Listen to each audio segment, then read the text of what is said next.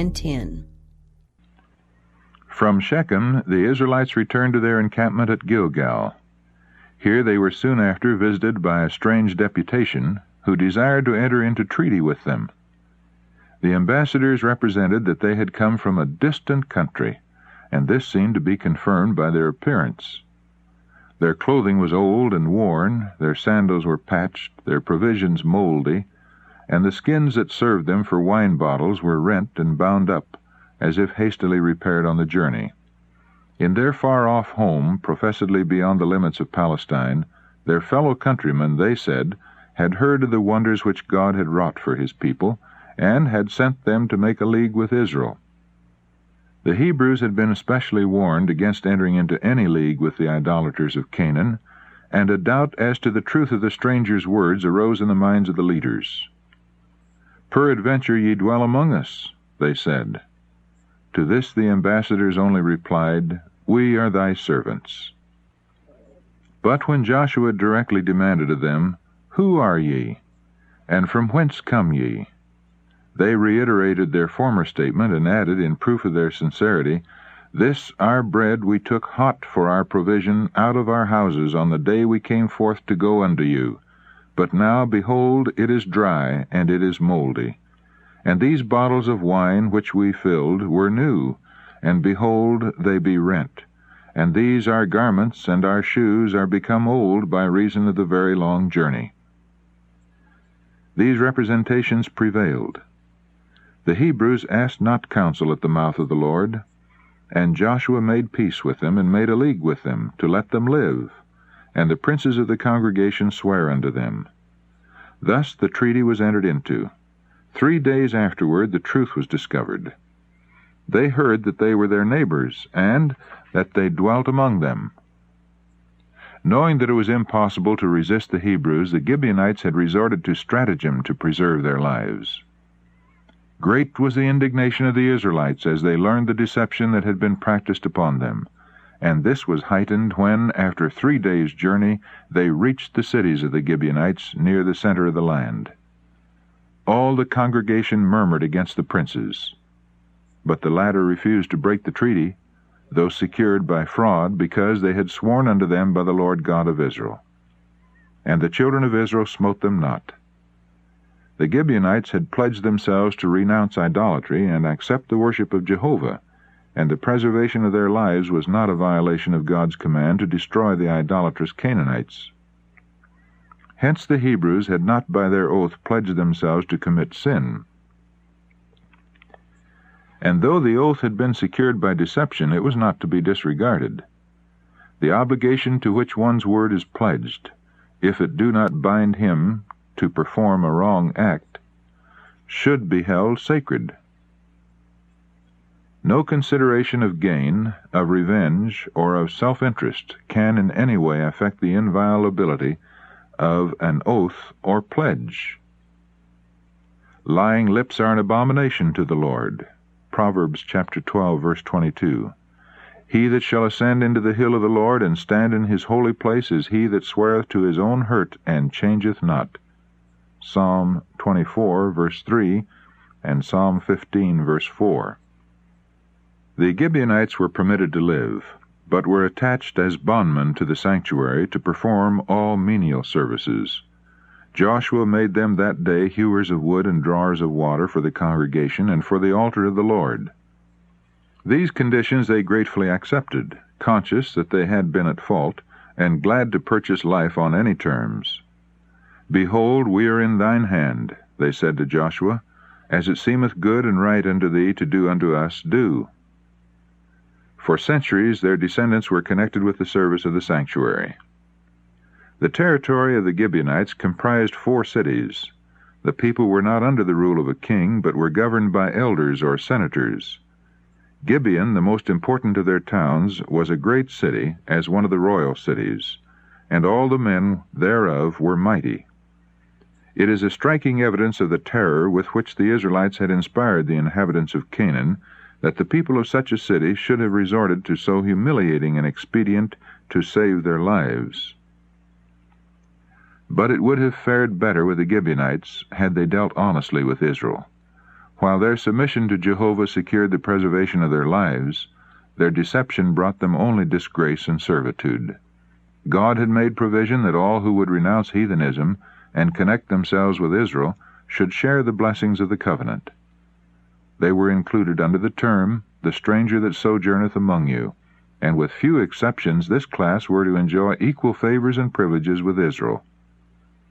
The Lord's direction was, "If a stranger sojourn with thee in your land, ye shall not vex him, but the stranger that dwelleth with you shall be unto you as one born among you, and thou shalt love him as thyself."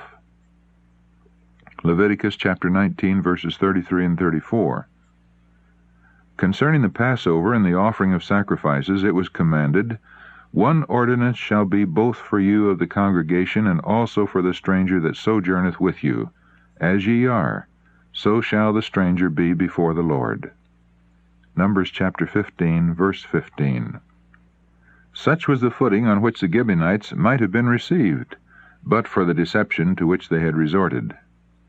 It was no light humiliation to those citizens of a royal city, all the men whereof were mighty, to be made hewers of wood and drawers of water throughout their generations. But they had adopted the garb of poverty for the purpose of deception, and it was fastened upon them as a badge of perpetual servitude. Thus, through all their generations, their servile condition would testify to God's hatred of falsehood. The submission of Gibeon to the Israelites filled the kings of Canaan with dismay. Steps were at once taken for revenge upon those who had made peace with the invaders.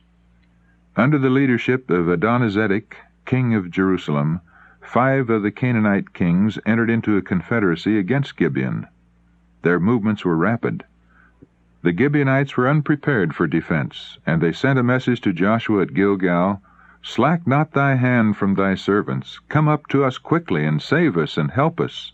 For all the kings of the Amorites that dwell in the mountains are gathered together against us." The danger threatened not the people of Gibeon alone, but also Israel. This city commanded the passes to central and southern Palestine, and it must be held if the country was to be conquered. Joshua prepared to go at once to the relief of Gibeon. The inhabitants of the besieged city had feared that he would reject their appeal because of the fraud which they had practiced. But since they had submitted to the control of Israel, and had accepted the worship of God, he felt himself under obligation to protect them. He did not this time move without divine counsel, and the Lord encouraged him in the undertaking. "Fear them not," was the divine message, "for I have delivered them into thine hand. There shall not a man of them stand before thee." So Joshua ascended from Gilgal, he and all the people of war with him, and all the mighty men of valor. By marching all night he brought his forces before Gibeon in the morning. Scarcely had the Confederate princes mustered their armies about the city when Joshua was upon them. The attack resulted in the utter discomfiture of the assailants. The immense host fled before Joshua up the mountain pass to Beth-horon, and having gained the height, they rushed down the precipitous descent upon the other side. Here a fierce hailstorm burst upon them. The Lord cast down great stones from heaven. They were more which died with hailstones than they whom the children of Israel slew with the sword. While the Amorites were continuing their headlong flight, intent on finding refuge in the mountain strongholds, Joshua, looking down from the ridge above, saw that the day would be too short for the accomplishment of his work. If not fully routed, their enemies would again rally and renew the struggle. Then spake Joshua to the Lord, and he said in the sight of Israel, "Sun, stand thou still upon Gibeon, and thou, moon, in the valley of Ajalon." And the sun stood still, and the moon stayed, until the people had avenged themselves upon their enemies. The sun stood still in the midst of heaven, and hasted not to go down about a whole day.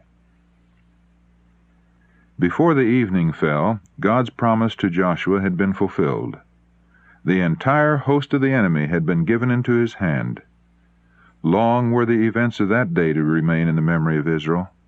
There was no day like that before it or after it, that Jehovah hearkened unto the voice of a man, for the Lord fought for Israel. The sun and moon stood still in their habitation. At the light of thine arrows they went, and at the shining of thy glittering spear. Thou didst march through the land in indignation. Thou didst thresh the heathen in anger. Thou wentest forth for the salvation of thy people. Habakkuk chapter 3, verses 11 to 13. The Spirit of God inspired Joshua's prayer that evidence might again be given to the power of Israel's God. Hence the request did not show presumption on the part of the great leader. Joshua had received the promise that God would surely overthrow these enemies of Israel, yet he put forth as earnest effort as though success depended upon the armies of Israel alone. He did all that human energy could do, and then he cried in faith for divine aid. The secret of success is the union of divine power with human effort. Those who achieve the greatest results are those who rely most implicitly upon the almighty arm. The man who commanded, Sun, stand thou still upon Gibeon, and thou, moon, in the valley of Ajalon, is the man who for hours lay prostrate upon the earth in prayer in the camp at Gilgal. The men of prayer are the men of power. This mighty miracle testifies that the creation is under the control of the Creator. Satan seeks to conceal from men the divine agency in the physical world, to keep out of sight the unwearied working of the first great cause. In this miracle, all who exalt nature above the God of nature stand rebuked. At his own will, God summons the forces of nature to overthrow the might of his enemies. Fire and hail, snow and vapor, stormy wind fulfilling his word. Psalm 148, verse 8. When the heathen Amorites had set themselves to resist his purposes, God interposed, casting down great stones from heaven upon the enemies of Israel. We are told of a greater battle to take place in the closing scenes of earth's history, when Jehovah hath opened his armory, and hath brought forth the weapons of his indignation. Jeremiah chapter 50, verse 25. Hast thou, he inquires, entered into the treasures of the snow? Or hast thou seen the treasures of the hail, which I have reserved against the time of trouble, against the day of battle and war? Job chapter 38, verses 22 and 23. The Revelator describes the destruction that is to take place when the great voice out of the temple of heaven announces, "It is done." He says, "There fell upon men a great hail out of heaven, every stone about the weight of a talent." Revelation chapter 16, verses 17 and 21.